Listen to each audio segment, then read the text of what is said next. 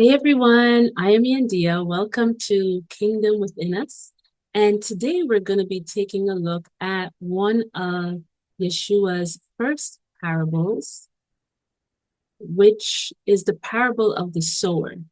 If you have read the New Testament, if you're familiar with Yeshua, some call Jesus, you will know one thing is that he gives a lot of parables. And sometimes mm, people have given many different interpretations of these parables. And so we're going to take our time today and we're going to listen to one of these parables, the parable of the sower. It's one of the first parables that he gives, and we're going to read it from the book of Mark. Mark is actually believed to be the earliest gospel. And some say that the other gospels, some of them were borrowed from writings of Mark and so on. We're not going to get into all that. Just know that Mark is generally agreed on to be the first of the gospels. So we're going to go to the Gospel of Mark, chapter 4, and we are going to read I'm going to read, you could read along too, but we're going to read the parable of the sower. I think some other places that this could be found is also in the Gospel of Matthew, chapter 13, also the Gospel of Luke, chapter 8. Usually when Yeshua gives a parable, there's a little while after, he'll talk with his disciples and so on, kind of see what they make of it. They sometimes have questions or whatever, and then he usually gives the deeper understanding.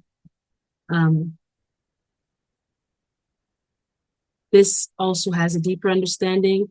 I'm going to go with the flow, not sure if we're going to go to that in this video yet, but let's see how Spirit leads, okay? So the parable of the sower. Again, Yeshua began to teach by the lake. The crowd that gathered around him was so large that he got into a boat and sat in it out on the lake while all the people were along the shore at the water's edge. He taught them many things by parables, and his teachings said, "Listen, a farmer went out to sow his seed. As he was scattering the seed, some fell on." Okay, let's read that again. He taught them many things by parables, and his teaching said, "Listen, a farmer went out to sow his seed. As he was scattering his seed, some fell among the path, and the birds came and ate it up. Some fell on rocky places where it did not have much soil. It sprang up quickly because the soil was shallow. But when the sun came up, the plants were scorched, and they withered because they had no root. Other seed fell among the thorns, which grew up and choked the plants, so that they did not bear grain. Still, other seed fell on good soil. It came up, grew, and produced a crop, some multiplying 30, some 60, and some 100 times. Then Yeshua said, "Whoever has ears to hear, let them hear." So, whoever has ears to hear, let them hear. What do we think? Let's pretend we didn't have this Bible. Let's pretend that we were one of those people sitting or standing at the shoreline, and we're watching him in the boat and we're hearing his voice. What do we think this is about? What would you think in your mind he was talking about? A farmer went out to sow his seed.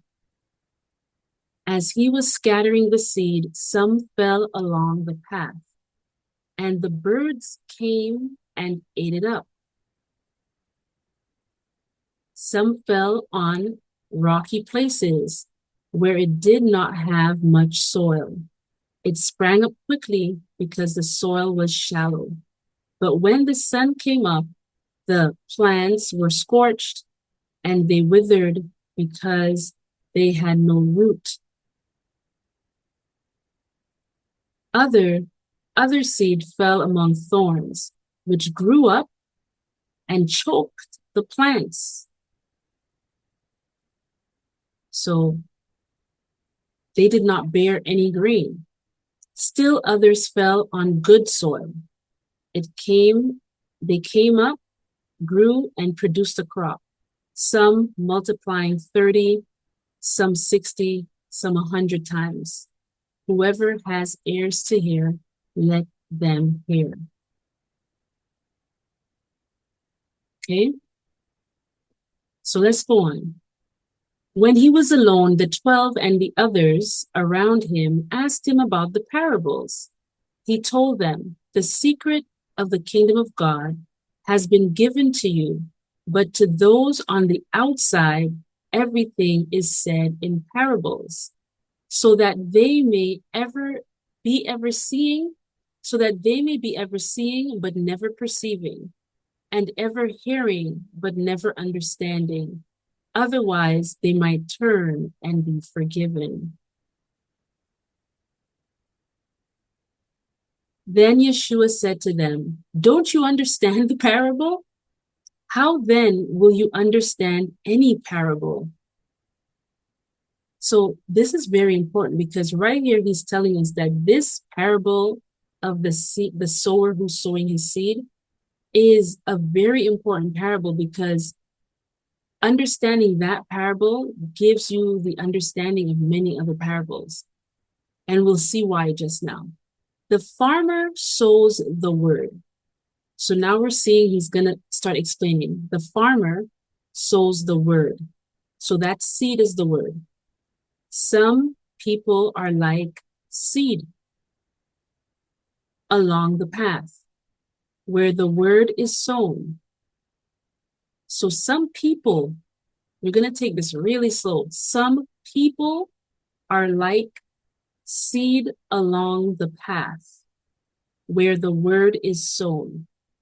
So we know that the word is sown along the path, one of the ways, right? Sown along the path. But then he told us what happens because there's no way for it to take root, right? As soon as the sun comes up, okay?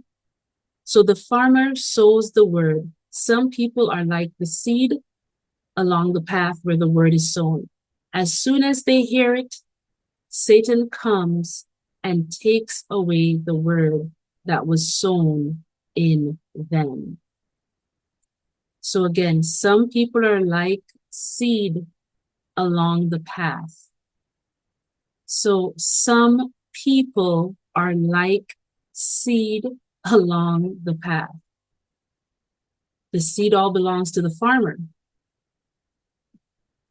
The seed is also the word. He's saying here, the farmer sows the word.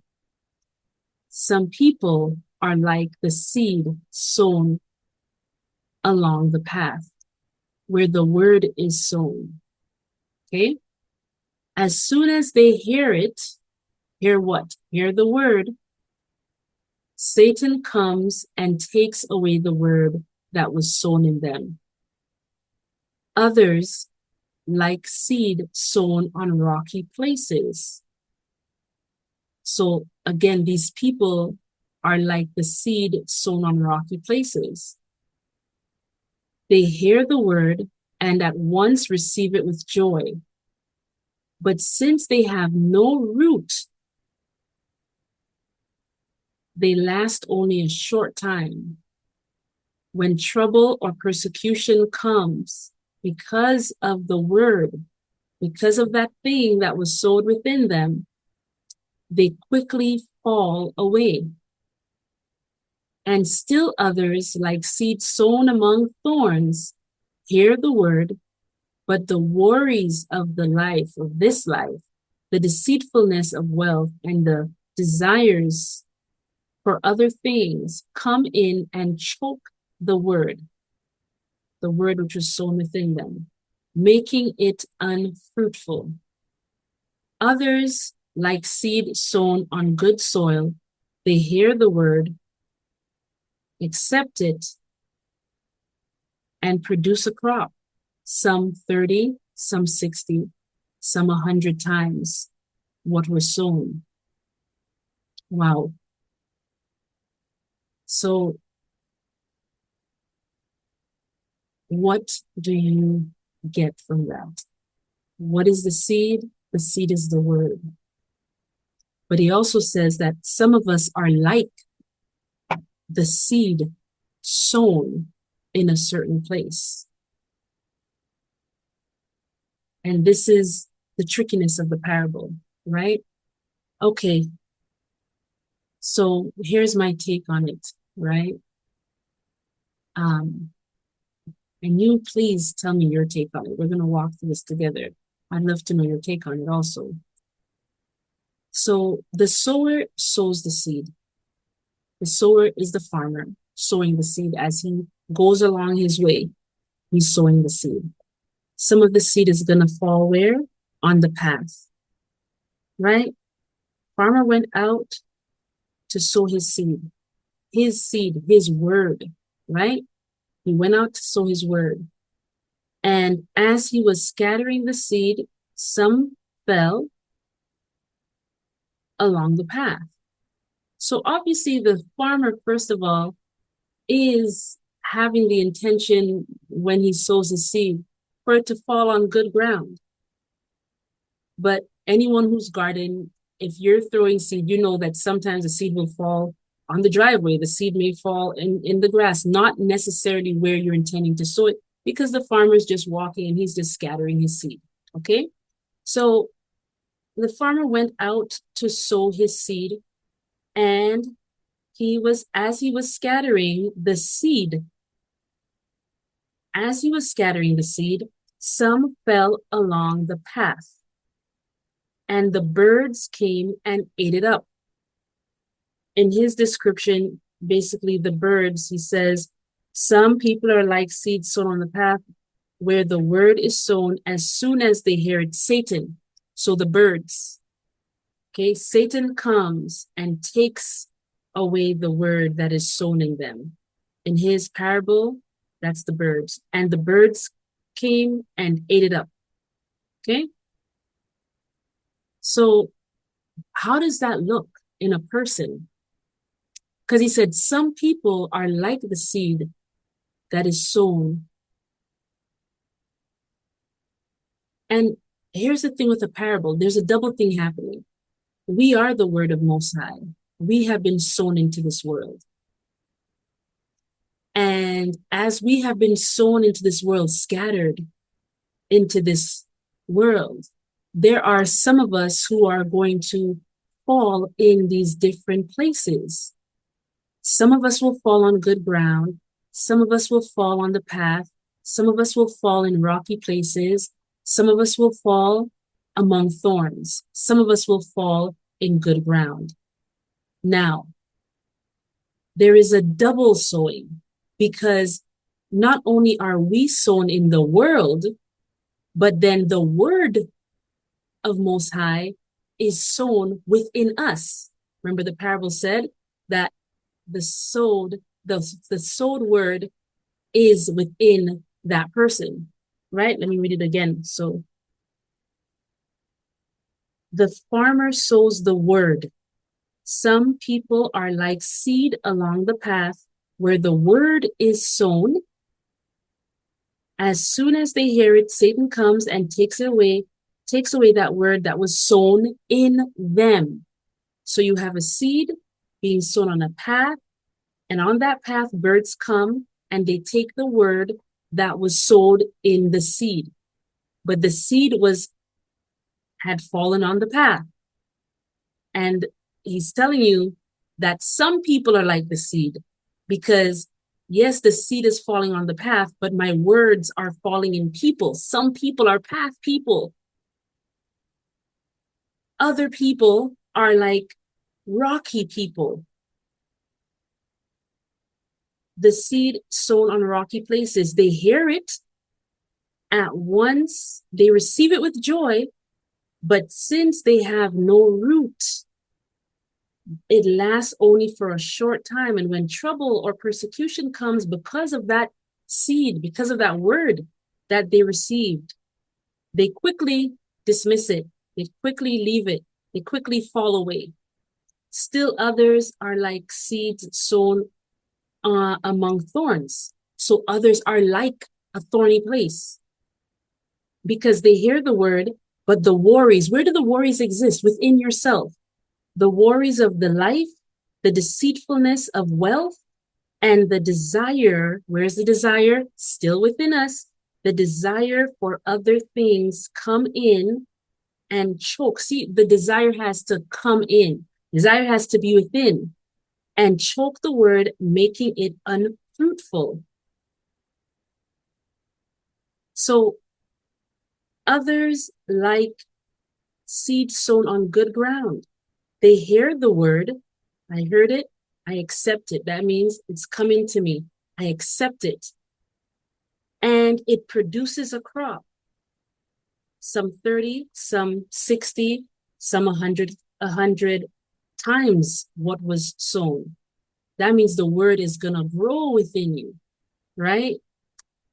So the people who have the seeds sown on good soil, the people who are the good soil, the consciousnesses, the subconsciousnesses, the hearts, the souls that are the good soil are ones that have, let's say, removed the stoniness from their heart.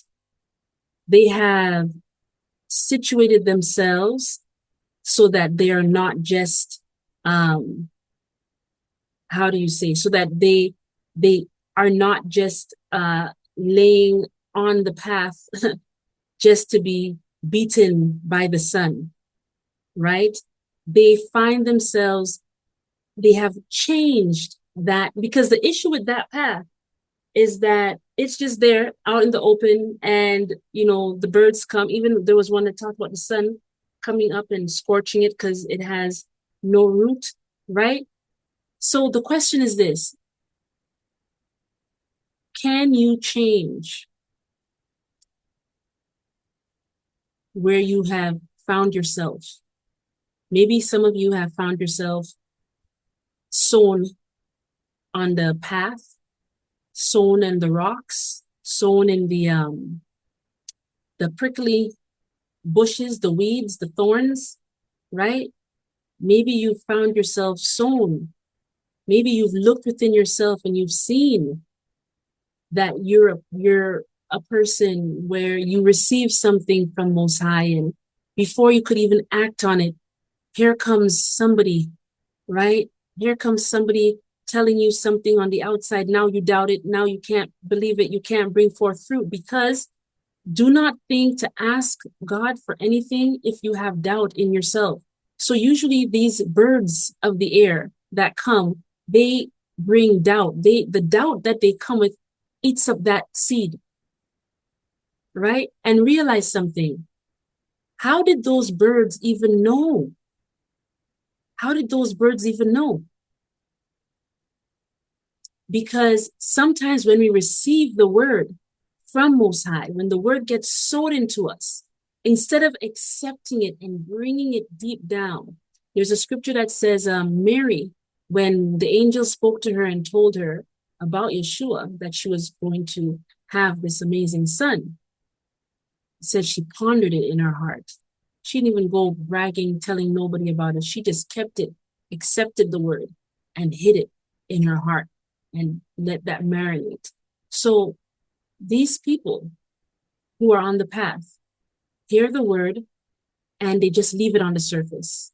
Maybe that means they don't accept it, so maybe they share it with a friend first, right? They don't fully accept it into themselves. So they share it with somebody, they put it by somebody. You know what? I feel like God is telling me this, or I feel like this is what Spirit is saying. I feel like God is telling me I should open this business. I feel like God is telling me I should believe for this. I feel like God is telling me that He's going to heal me. I feel, right?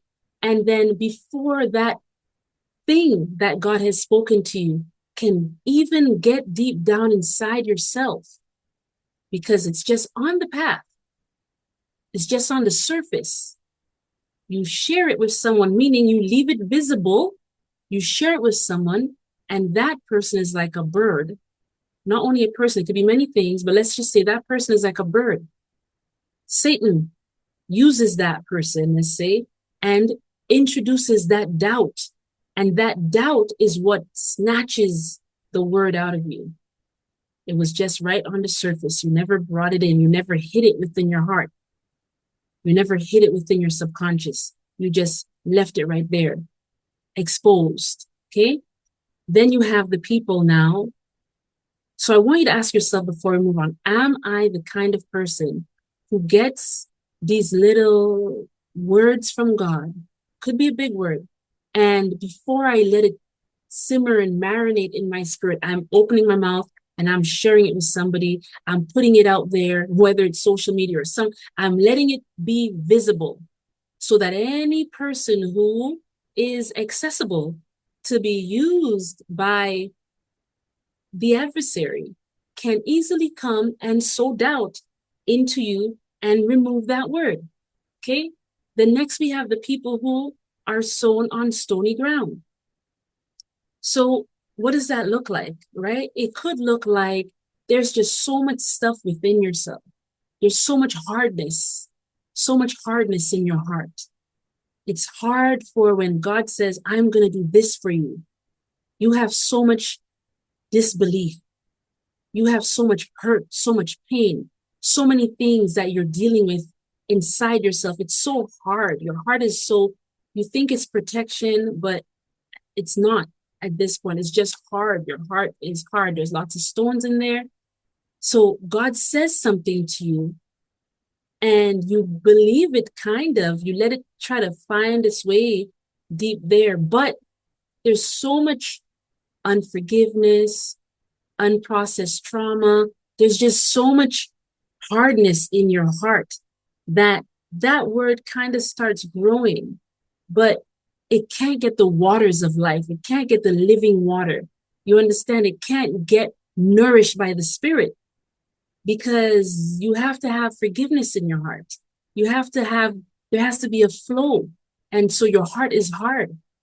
So even if God sows seed into you, tells you things, as soon as some form of heat comes, the sun, soon as some form of heat, pressure, any type of thing is happening in your life, what do you say? Oh, see, I knew this wasn't going to work. I knew this wasn't my time. I knew this wasn't for me. And that fire that you experience, that little bit of fire, that little bit of persecution that may come, oftentimes because of that word that is growing in you, it's gone, right? You have no root. It can't go deep. So you have to clear your soil. You have to clear your heart. You have to remove, the stoniness, the stony things in your heart so that when God speaks to you, those words can go deep and can take root. That way, when persecution comes because of the word, you're not going to be moved by it, right? You're not going to be moved. You're going to keep believing and you're going to see the fruit of that word happen in your life. Then we have the people who are sown among thorns. Now, it's good soil. They're good hearts, right? They're good hearts. It's good soil, but around them, there needs to be some pruning. So yes, the soil is good. Yes, the word has taken root. Yes, the word is growing, but the environment now is the problem because that good soil has surrounded itself with bad stuff, thorns, right? That are going to, as soon as that word starts growing, as soon as that person starts moving in that glory, they start manifesting what God has said to them. Here comes the thorns and such choking it out. And I love how he describes it here. he says, still others like seed sown among thorns hear the word, but the worries of this life. See, it's outside of you. It's the things, the job, the this, the that, the worries of life, the deceitfulness of riches, of wealth, and the desires for other things, again, outside self, come in and they choke the word, making it unfruitful. They choke it, making it unfruitful. So what are these unchecked desires? This is not stuff you have stored up in here, like the stones. Now you have some desires. You have, so maybe God says, okay, I'm going to do this and that for you. But you're like, you know what? That's not soon enough. I'm worried about this. I'm worried about that. Maybe the Spirit tells you, hey, I want you to give this to that person. Well, and then this and that will happen. But you don't do it because you're worried. You can't trust the word of God. You're worried. And then the deceitfulness of riches, right? All of these things are outside things that in order for it to harm the word, you have to let it become part of you. That has to become your desire. That thing that's opposed to the word, you have to bring it into. There are lots of desires. I'm faced with desires all the time, but I leave them outside of myself because I cherish what it is that God has said to me more than that thing or that timing that I may desire. I'm not telling you it's easy, but I know that the word of Most High spoken within me is more profitable than anything I could desire on the outside. So I guard it, right? I guard it. You have to take stock of where you are. Are you a heart on the path? Are you a heart on between the rocks? Are you a heart in the thorns? Are you just good soil?